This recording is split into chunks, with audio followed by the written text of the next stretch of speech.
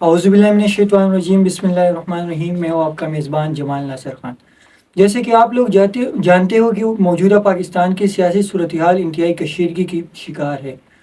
ہمارے لیے یہ مشکل ہو گیا ہے کہ سیاست ہے کیا۔ سیاست کے اوپر اور سیاست میں جو آج کل افراتفری مچی ہوئی ہے، اس کے اوپر ہم بات کریں گے۔ ہمارے ساتھ موجود ہے ڈاکٹر ریاض عادل صاحب۔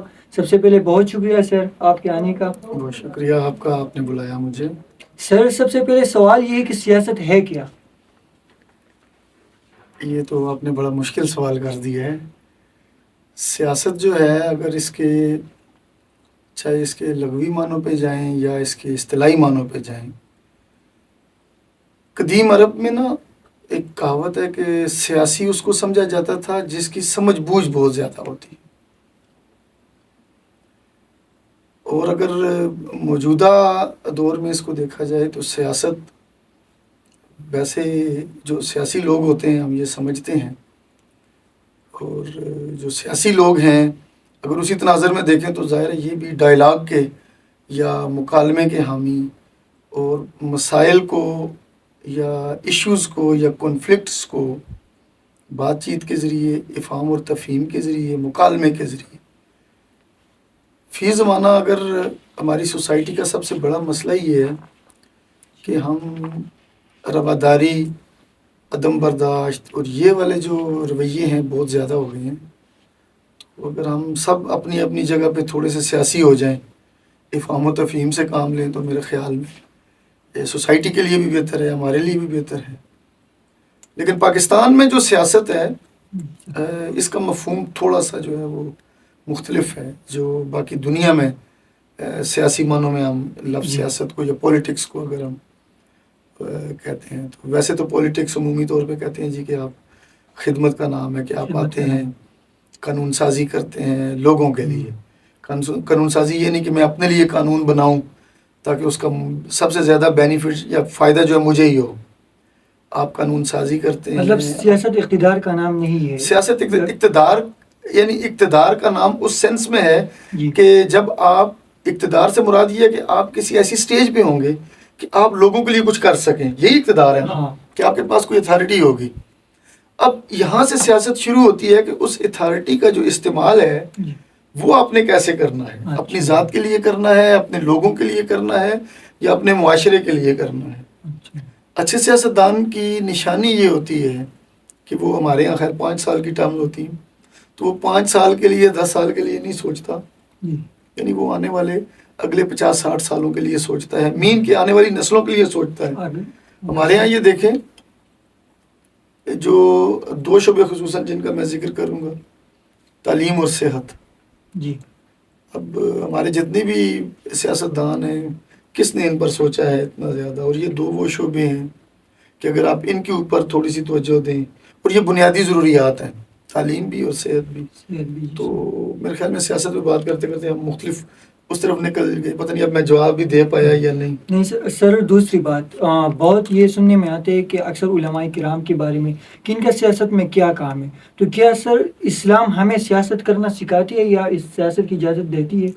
نہیں، دیکھیں، جب آپ یہ کہتے ہیں کہ ہر بندے کو ووٹ کا حق ہے، ہر بندے کو یہ حق ہے کہ وہ اپنی بات کر سکے، تو ہر بندہ، چاہے وہ عالم ہے، چاہے وہ انجینئر ہے، چاہے وہ ڈاکٹر ہے، وہ کر سکتا ہے۔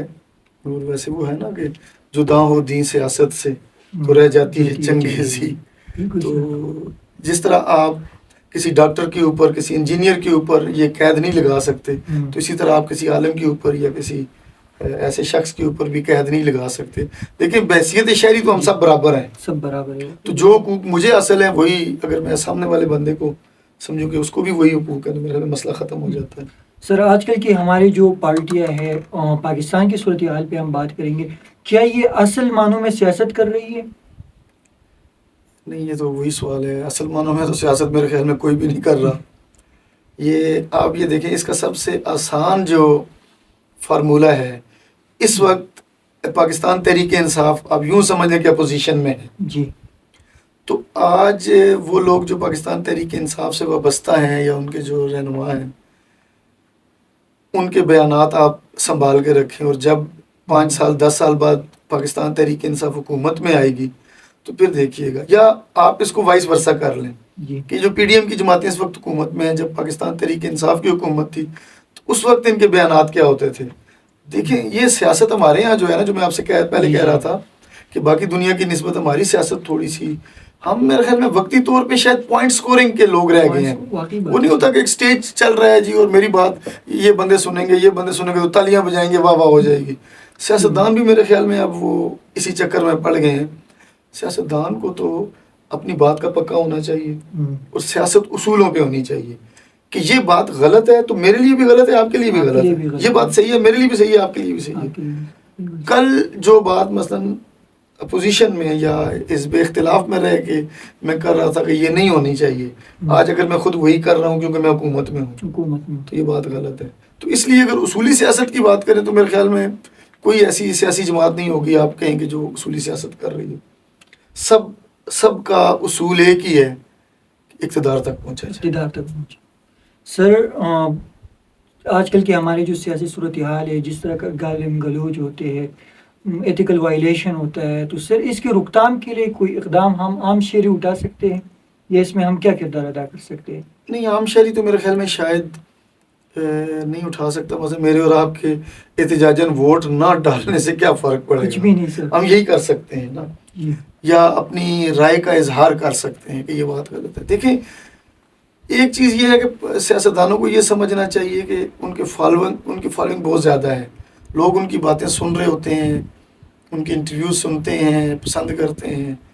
تو ان کو اپنے عام جو روزمرہ کے معاملات ہیں ان میں بھی اور جو سیاسی جلسے ہوتے ہیں ان میں بھی شائستگی کا, تہذیب کا دامن ہاتھ سے نہیں جانے دینا چاہیے. فالوئنگ زیادہ ہے. میں سیاستدانوں کی بات کر رہا تھا کہ ان کی فالوئنگ بہت زیادہ ہے. گزشتہ جو الیکشن ہے 2018 کا, اگر اسی کے آپ اعداد و شمار دیکھیں تو لاکھوں میں ان کے ووٹس ہیں. اب میں اور آپ کیا کر سکتے ہیں مثال کے طور پہ, جو آپ نے کہا کہ ہم زیادہ سے زیادہ یہی کر سکتے ہیں نا کہ ہم احتجاجاً یہ کہہ سکتے ہیں جی کہ جو ہمارا رہنما ہے اس کو یہ گالی گلوچ والا کلچر نہیں اپنانا چاہیے, یہ بات غیر شائستہ ہے, یہ تہذیب کے دائرے میں نہیں ہے. لیکن مسئلہ یہ ہوگا کہ وہ آپ کی ٹرولنگ شروع ہو جائے گی. لیکن ہمارے یہاں ایک یہ بھی کلچر ہے, سماجی ذرائع ابلاغ جس کو آپ سوشل میڈیا کہتے ہیں, انہوں نے بہت زیادہ آزادی دی ہوئی ہے نا, تو اس میں یہ ہے. لیکن میرے خیال میں ایک چیز آپ نے شاید پڑھی ہو, ٹرکل ڈاؤن ایفیکٹ جسے ہم کہتے ہیں, ٹرکل ڈاؤن تھیوری بھی, کہ جب چیزیں اوپر سے نیچے آتی ہیں اتھارٹی سے نا عام آدمی تک, تو ان کے اثرات زیادہ ہوتے ہیں. کہ اگر جو ہمارے رول ماڈل ہیں ہمارے سیاستدان اگر یہی شائستگی کا مظاہرہ کریں تو میرے خیال میں یہی کلچر نیچے تک آئے گا. اور سیاستدانوں کو ویسے اس کا مظاہرہ بھی کرنا چاہیے. اور جس طرح کے حالات چل رہے ہیں 75 سالوں میں, ہم مسلسل بحران در بحران کی کیفیت ہے, ہم ڈیفالٹ کرنے کے قریب ہیں. یہ تو ویسے معاشی ڈیفالٹ ہے نا, میں سمجھتا ہوں ہمارا اخلاقی دیوالیہ ہم جس سٹیج پہ آج ہیں کہ ہم خواتین کے بارے میں دیکھیں, خواتین ہوں مرد ہوں, ظاہر ہے جینڈر ڈسکرمنیشن کی بات اس سینس میں نہیں کر رہا, لیکن اگر ہماری مشرقی تہذیب کو دیکھیں تو خواتین کے ساتھ جو ہم عموماً سوشل میڈیا پہ یا میڈیا پہ, چاہے وہ کسی پارٹی کی ہیں, ٹھیک ہے نا, روایات جو ہیں ان کی رواداری ہونی چاہیے, ان کا پاس ہونا چاہیے. اور سیاست میرے خیال میں اسی کا نام ہے, رواداری کا, تہذیب کا اور شائستگی کا. سر ہماری جتنی بھی عوام ہے وہ اپنی لیڈروں سے سیکھتی ہے, تو ہمارے لیڈروں کو کس طرح کے ہونا چاہیے, مطلب اپنی پیغامات میں اس کو وہ کس طرح آگے پھیلانے چاہیے, عوام کے لیے کچھ نہ کچھ تو کرنا چاہیے نا. تو سر ہمارے لیڈر ہونے کس طرح کے چاہیے؟ ویسے آپ نے کہا نا جس طرح عوام کو سیکھنا چاہیے اپنے رہنماؤں سے, تو ان جو ابھی رہنما میں میسر ہیں ان سے تو عبرت ہی سیکھی جا سکتی ہے, وہ تو ہم سیکھ رہے ہیں. رہنما کو کیسا ہونا چاہیے, وہ اس وقت تو مجھے وہی یاد آ رہا ہے, وہ کیا ہے, نگاہ بلند, سخن دل نواز, جاں پرسوز, یہی ہے رخت سفر میرے کارواں کے لیے. جو میرے کارواں ہے اس کے لیے یہ چیزیں ضروری ہیں, یہ خصوصیات اس کے اندر ہونی چاہیے. اگر یہ نہیں ہے تو پھر نگاہ بلند سے کیا مراد ہے کہ آپ ویژنری آدمی ہوں. وہ جس طرح میں نے پہلے کہا نا کہ آپ 5 سال 10 سال کی بات نہ کریں, آپ اپنی قوم کو اگلے 50 سالوں میں کہاں دیکھ رہے ہیں, ٹھیک ہے. اور سخن دل نواز سے کیا مراد ہے, بات چیت میں شائستگی ہو. میری بات سمجھ رہے ہیں, وہی وہ شعر میں وہ پوری بات آ گئی جو ہم نے پچھلے کوئی 5-7 منٹ میں گفتگو کی. اور جاں پرسوز, کہ یعنی وہ کچھ کرنے کا جذبہ رکھتا ہو، اس کے دل میں درد ہو لوگوں کا، واقعی صرف اپنے لیے نہیں، لوگوں کے لیے، تو لوگوں کے لیے کچھ کرنے کا جذبہ. سر سیاست میں جو انتقام لیا جاتا ہے، اگر پچھلی حکومت پی ٹی آئی کی تھی سر، وہ بھی انتقامی کارروائی کرتی تھی. اگر آپ مسلم لیگ یا پی ڈی ایم کی حکومت ہے وہ بھی کرے، تو اس کو سر آپ کس نظر میں دیکھتے ہو؟ دیکھیں یہ بظاہر یہ اچھی چیز نہیں ہے، کیونکہ یہ سلسلہ کہیں رکے گا نہیں نا. واقعی بات ہے سر. آپ ہم عموماً وہ این آر او کی بات تو کرتے رہتے ہیں نا. جی سر. یہ جو نیلسن منڈیلا والا این آر او تھا نا، اگر اس کو سمجھیں کہ کتنے سال اس نے جیل کاٹی. دیکھیں یہ جیل کاٹنا کوئی آسان کام نہیں ہے. یعنی جنہوں نے کاٹی ہے، نواز شریف صاحب کہتے تھے نا کہ وہ اٹک کے قلعے میں بچھو اور سانپ چھوڑ دیے جاتے تھے، مریم صاحبہ نے کاٹی، پھر زرداری صاحب کی کہتے ہیں زبان کاٹ دی گئی، ٹھیک ہے، اور بہت سارے لوگوں نے کاٹی. اچھا اب جب یہ باہر آتے ہیں، میں ان رہنماؤں کی بات نہیں کر رہا جن کے میں نے نام لیے، لیکن ظاہر دل میں تو ایک ہوتا ہے نا کہ میرے ساتھ فلاں نے یہ کیا تو میں بھی کروں. لیکن میں کہتا ہوں یار نیلسن منڈیلا کا جو کردار تھا اس حوالے سے، میرے خیال میں اب مجھے اسٹیٹسٹک شاید یاد نہیں ہے صحیح، 30 سال یا کوئی لگ بھگ 30 سال اس نے کوئی قید کاٹی، اور واپس آ کے اس نے کہا یار ٹھیک ہے سب کو معاف کرو، مسئلہ ہی کوئی نہیں، ملک کے لیے سوچتے ہیں. وہ تھا این آر او کہ جس نے جو کچھ کیا ہے اسے معاف کر، بس وہ ریکنسلیشن میں ان کے آگے چلتے ہیں، اس ملک کے لیے سوچتے ہیں ہم اس ملک کے لیے کیا کر سکتے ہیں.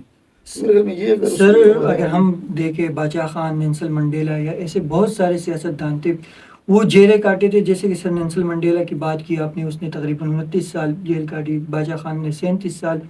خان شہید ہے سر، وہ لیڈر جو تھے وہ جیل کاٹ کے لیڈر بنتے تھے.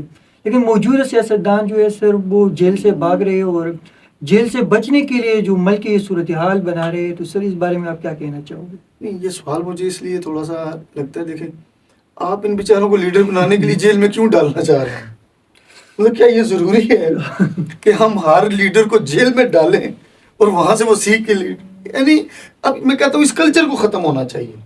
یہ جو جیل کلچر ہے، مثلا وہ بھٹو صاحب کے اوپر جو کیس ہوا تھا، مثلا وہ کیس میں کیس بھی نہیں تھا، لیکن سر لیڈر کو تو نڈر ہونا چاہیے. نہیں میں اس کی دیکھیں اگر لیڈر نہیں ہے تو وہ لیڈر ہی نہیں ہے، اس بات پہ تو کوئی نہیں ہے. میں ویسے کہہ رہا ہوں کہ سیاست کو اب اتنا میچور ہو جانا چاہیے، سیاستدانوں کو خصوصاً، کہ یہ اس طرح کے یہ جو چھوٹے موٹے مثلا ابھی دیکھ لینا کہ مثلا جس طرح کے کیس تحریک انصاف یا ان کے لوگوں پہ بنائے جا رہے ہیں.